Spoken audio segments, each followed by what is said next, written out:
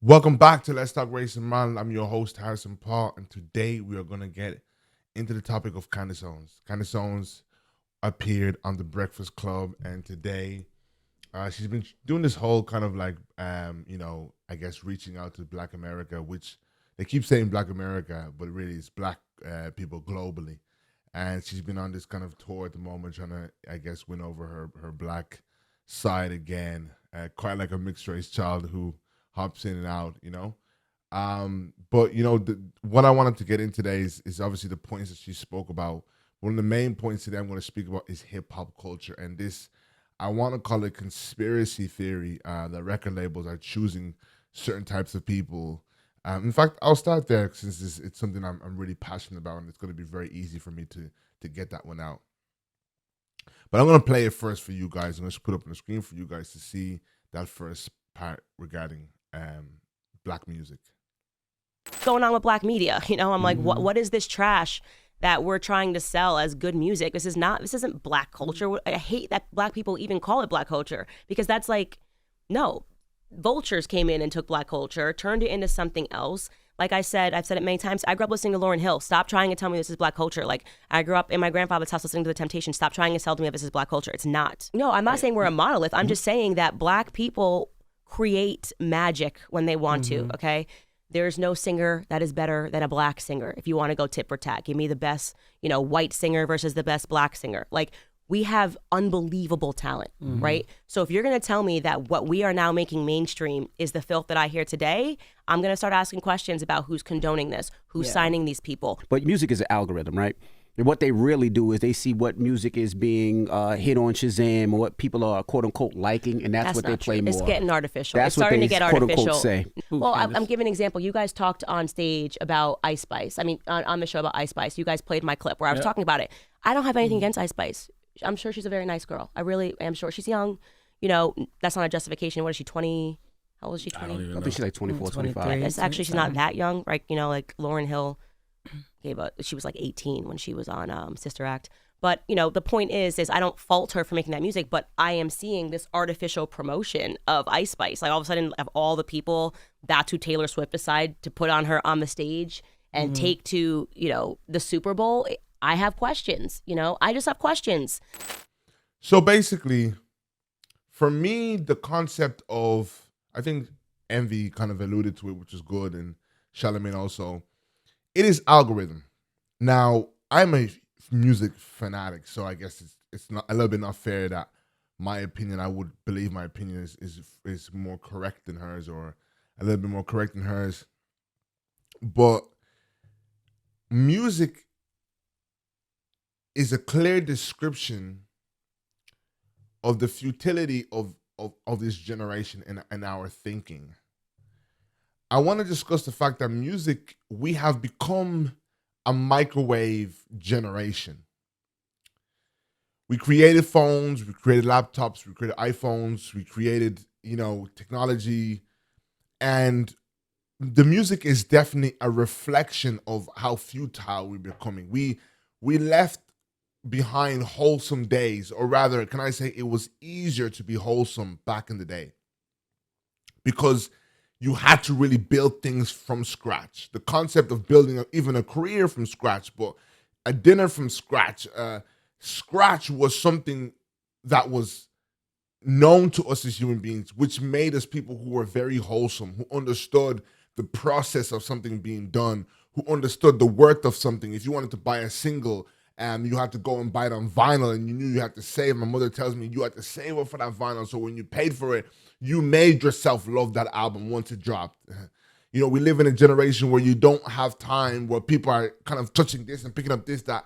You don't have time to, you don't force yourself to really unpack an album. And quite frankly, artists don't even, I feel, are not putting in the same amount to create a body of work that is patiently and slow cooked the same way they once did. I know music is heading in this direction because there are artists who I heavily respect, and I'm not going to name them because what I'm going to say is not going to be too much informed of them, but it's artists I heavily respect that I can see them currently in a time where they're trying to do what they used to do and they cannot seem to find their feet in a I want to say a generation that doesn't seem to connect with what they used to connect with. So they grew up when they were younger and they were growing up and they first got in the industry and they looked up at that point. I reckon the Whitney Houstons were in the industry, the Michael Jacksons were in the industry. A lot of these great people were in the industry. Of course, even the Kanye's were at a young age, and product had to be grander, it had to be big, it had to be a huge moment, and now they're at a place where they probably would love to turn back the hands of times and create that product, but they can't seem to find themselves in this sound that actually is quite infectious. This is why, for me, I have taken the step back from music, because I want to put my imprint in today's hip hop, but I cannot argue with the fact that there is something happening here that is positive. Music right now is so vibe orientated. Not to say that we weren't vibe orientated, but we were definitely a duty orientated generation. If you think about who our parents were when they were younger, if you think even the fact that marriage is now when someone is married or having a child at 27, my age, or 26, or it's like, whoa, she's having a child young. All of our mothers by now were some of them well in marriages, well having children, and it wasn't whoa to them. Duty and responsibility wasn't something people were trying to kick down the road. But this is the futility of our thinking in this current generation, which then in turn makes us people who are not quite ready for those responsibilities, because we don't have a lifestyle that really grows us up as fast as our parents would have that kind of a lifestyle. But when we talk about music, the concept that the industry is planting people, the industry wishes they were planting people. You don't realize how much plants they create in a year. They create loads of plants in a year. They don't create one and then boom, it goes off. This is why they have stopped signing artists, because they used to say, okay, brilliant, this girl can sing, dance, everything looks good, we'll pump her out. And then boom, drop it. Records are sitting there, nobody cares.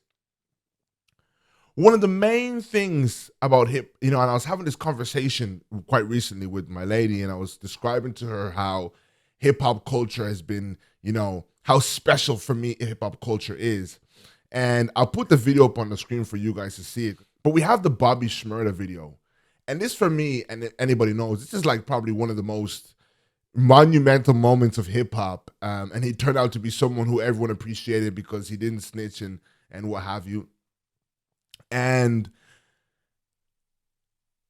what you don't understand is that right now, hip-hop, there is an it factor that you cannot fake in hip-hop. And what I love about hip-hop is that if you try to fake it, you just become the wannabe of the classroom. You may sell a few records, you may slip into a few people's playlists, but hip-hop definitely, we won't connect to you if you don't pass the vibe check. We do have a vibe check. Hip-hop knows what it wants. So as much as even right now, I want to give hip-hop music conscious music, and I want to give them whatever, I cannot take away from the fact that Young Thug came up with one of the most intelligent pieces of way of making art that shook the world. Whether you like what he says in the record, whether you don't like what he says, his intellect was in a way that was, I want to use a term, unconventional.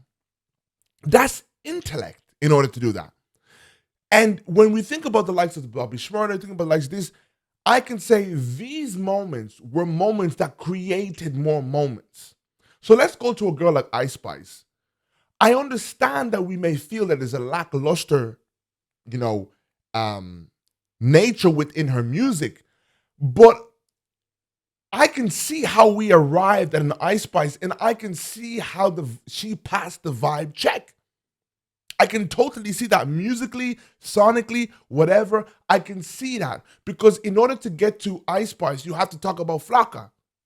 I'm not sure if I'm getting it right, but the New York boy who's now doing time, and he came out with Drill just before. And before that, you have to think about there's a lock-on effect. You know what I mean? And the other day I was gonna do a video on Central C, and people are thinking that is it because his ethnicity and he's he's ambiguous, his ethnicity is ambiguous, and different stuff I've seen people saying, but I had to honestly say that okay, some of those things we obviously know, and we can say this for Ice Spice. When we look at stardom is about looks, right? So Ice Spice and Central C, obviously the lighter shade added something, and if they're going to be honest about the prejudice that are rooted within our culture, them having that, I guess, Africanness within them, but then I guess the fairer skin and the fairer side definitely gives them that advantage, and I think it would be responsible then to admit to these factors. But then I cannot lie and say, you think that I'm feeling you, there wasn't a vibe check within that. And I cannot say Central C, the first time, I didn't like this new drill. I didn't like it at all.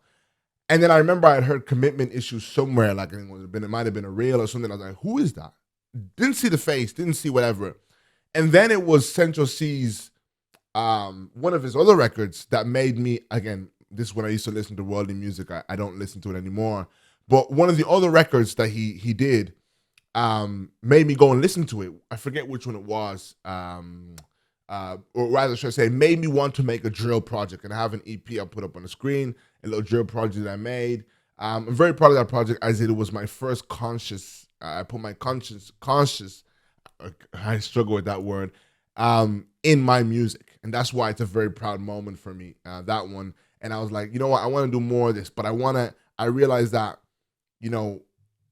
rap and hip hop is a stream of consciousness. So you really got to live that kind of a life and then put it in the music.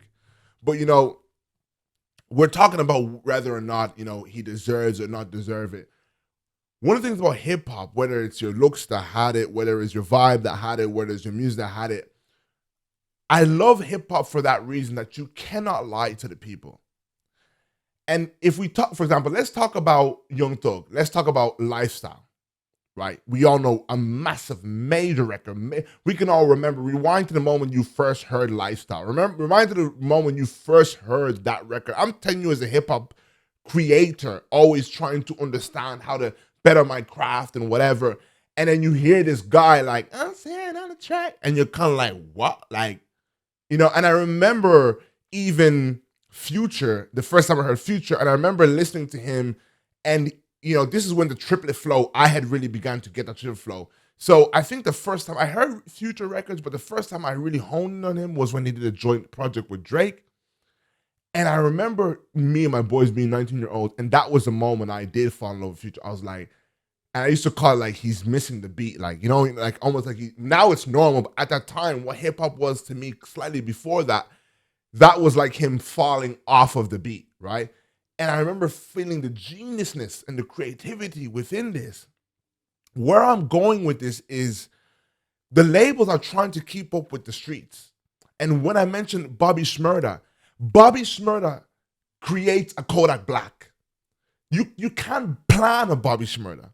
You can't. That's why that video was so magical, because like I bet you everybody in that room was probably thinking, how the heck is this guy gonna make us millions of dollars?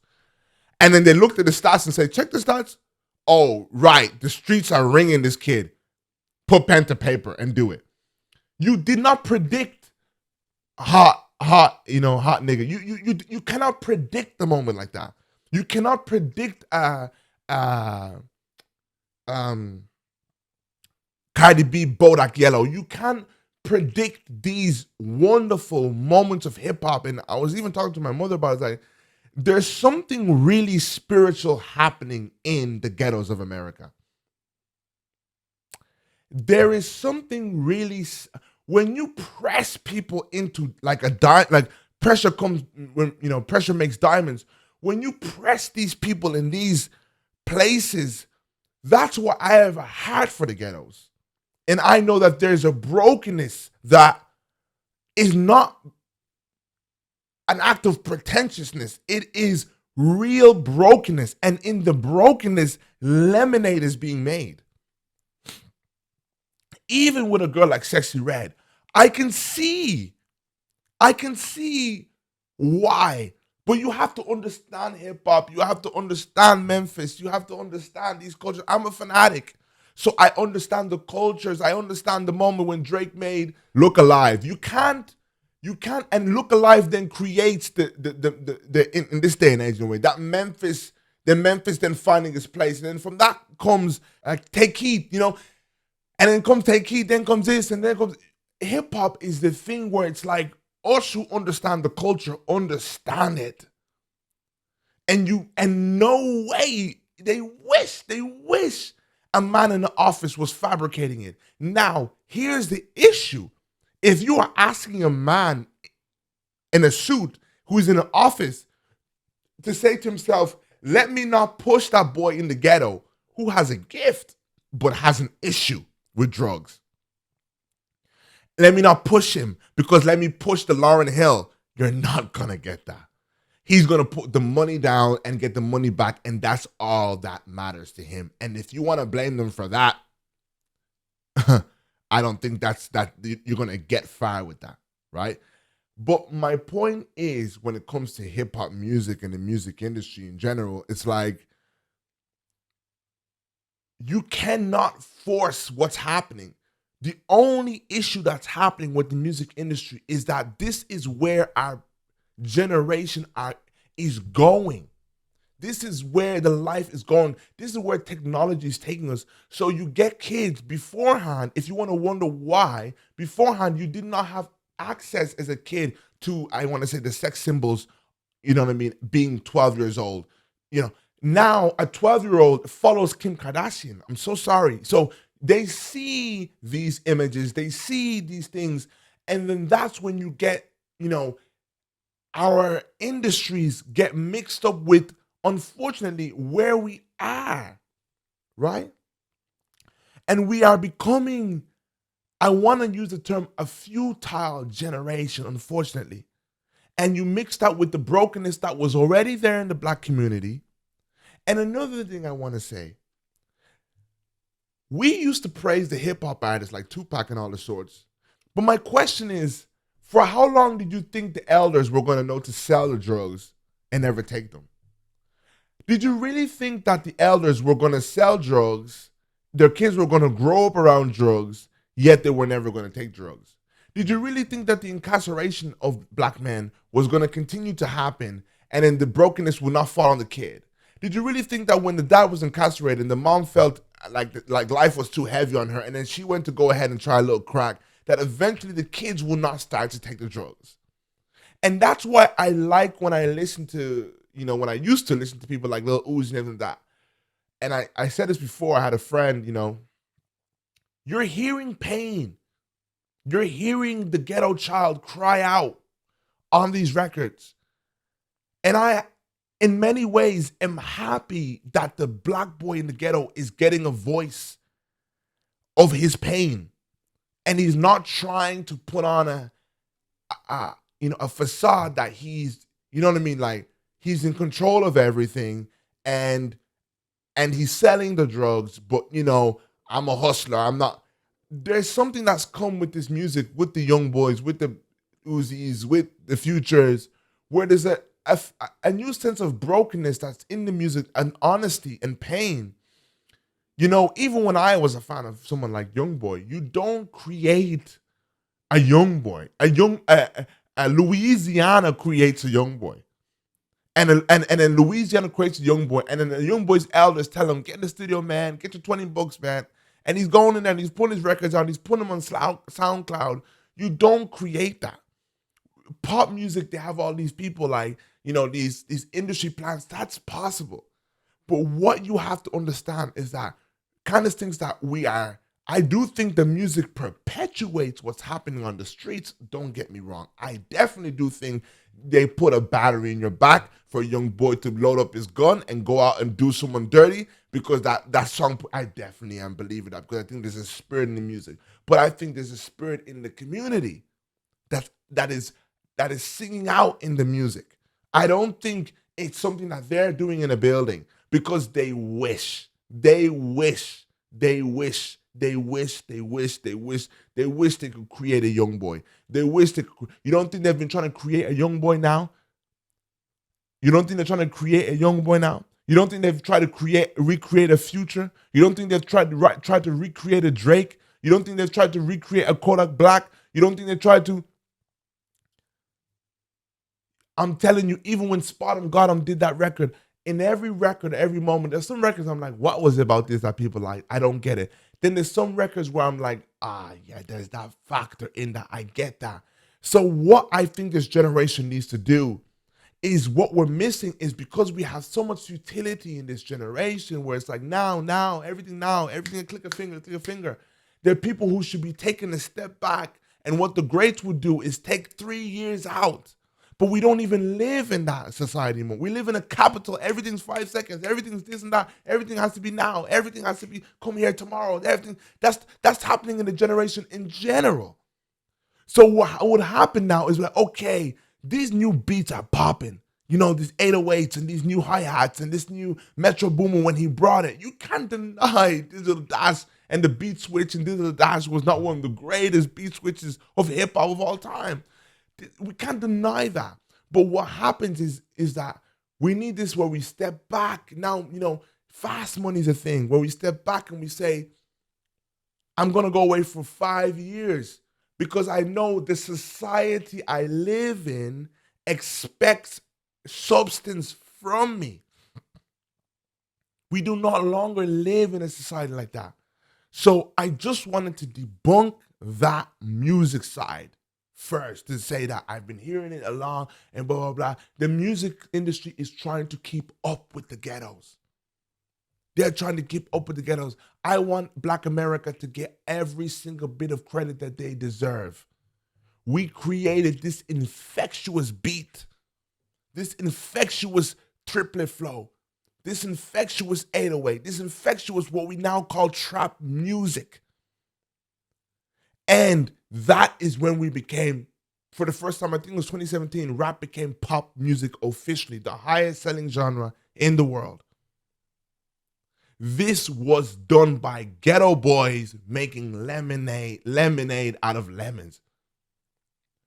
And I understand, take it from someone who's a huge fan of the MJ days and the Beyonce days and the Justin Timberlake days and the I love that music, but I cannot, and I actually wish that we went back there so I could create that and people could gravitate towards it. But I know that it's going to take some real digging deep. And we don't live in a society that believes in that anymore. YouTube video, you have access to everything. And then kids are being shown images that we had to go and get a porno mag, you know, sorry if that was a bit profound, at the back of the store. You'd be 14 and have to go to that store that had them at the top there and see those images. That's now on a kid's, the minute he opens his phone. This shapes our generation. This shapes our society. And I think for me then, that is what happens when we are moving away from the values. Because we were a society that based, you know, most society based values of Christianity, even when most people didn't really live out those values. But now that we're moving away from Christian values and trying to become like a, you know what I mean? I would say as a Christian, lawless, you know, whatever. We don't know what that comes with. But I don't want industries and these white corporations to get the credit for what the ghetto's creating. That's why I'm on a movement to believe that we can indoctrinate the minds of our ghetto. And when we indoctrinate the minds, what they will speak will be their genuine reality and belief. What happened in the day? Because the cool guys were Malcolm X. The cool guys were Martin Luther. The cool guys were the Black Panther Party. I'm questioning why we're not, some of us are even thinking Candace Owens' movement is anything better than Dr. Umar's. Back in the day, that wouldn't have been the case. Because there's a comfort that's come with the black man. Oh, he has some privileges now. But back in the day, the conscious people were trying to, you know what I mean, sound like the conscious movements, because that was what was cool. Wholesomeness was cool. because you had a TV to watch. Are you following what I'm saying? And that's probably where you get your information from. We got TikTok, we got everything. We all trying to now, even me right now, I'm thinking this video is getting too long. Because everyone's mind is just quick. And that futility is in everything we do, in relationships. And everyone comes out of a relationship before they work really hard on it. Everyone wants quick, easy success. Yeah? Everyone wants quick, easy results in the gym. And everybody wants quick. This is what happens. And it's lawlessness now of like, what do your kids see? You know, don't allow the kids, oh, no, that's all old-fashioned. We don't want old-fashioned things here. No, I'm allowed to watch this, or I'm allowed to look at this, or I don't have to raise my kids that way. Well, then that's why we have a generation who's pushing this type of stuff. Because they in fairness, our parents worked hard to keep like a form of lawlessness within the upbringing. So, listen, I could go on and make another video, but I'm just going to leave my point here. Thank you so much. And the last thing I will say, just to make it quick, when Candace Owens said, oh, you know, I couldn't have found another man. I'll put up on the screen for you to see. I married the person that it made the most sense for me to marry. I have a mind that is just, you know, if you even knew half the things that I'm thinking about, the stuff that I'm reading, just go all the time. It's difficult for me to find. It was difficult for me to find a partner that was a challenge to me. You know, the challenge that I needed, whether you want to say like an academic challenge, whatever it is, with my same interests. It just was. What you will know, a lot of times people think that when people come together, it's because of how they look. Actually, I actually read this in a Thomas Sowell book, or maybe it was a Shelby Steele book. People tend to marry their IQ, which is interesting. You think like if you see two black people together, oh, it's because they are two black people, but actually they are probably better matched based on their IQ. I couldn't have found another man who matched my intelligence. It reminded me of the comment that she made saying black people are the most talented people, and how she's going on this rally about how black people are the most intelligent people.